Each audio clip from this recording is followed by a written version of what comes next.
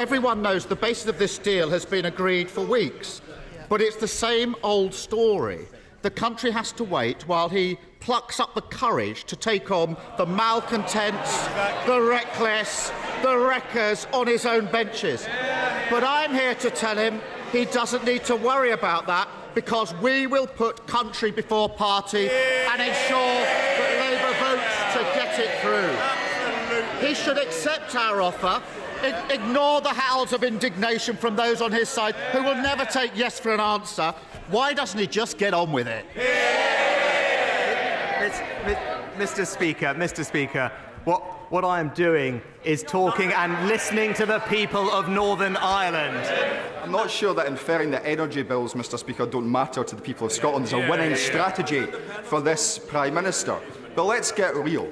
The fact that wholesale gas prices have fallen by 75% means a windfall to the Prime Minister and the Chancellor of around £15 billion. So what they're saying, as it stands, is that they intend to raid the pockets of ordinary Scots whilst lining the pockets of Westminster. Mr. Speaker, it's time to set aside.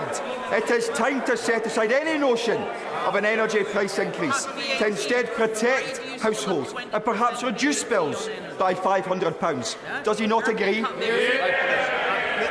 Mr. Speaker, we're saving households across the United Kingdom, including in Scotland, £900 with their energy bills as a result of our energy bills guarantee. The Prime Minister is no stranger to paying fines, but last week the £2.3 billion he paid to the EU after the UK government allowed Chinese fraudsters to flood Europe with cheap goods is the worst waste of public money.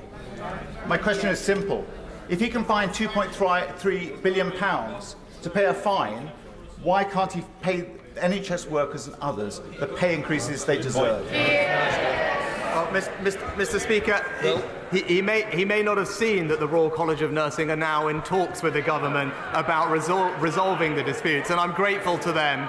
I'm grateful to them for entering to those talks with a spirit of a constructive attitude, but also to calling off their strikes next week. What I would urge him and his colleagues to do is be on the side of working people, and that's to back our laws to introduce minimum safety levels across the NHS and transport, because that's the best way to demonstrate that you're on the side of hard-working families, Mr. Speaker.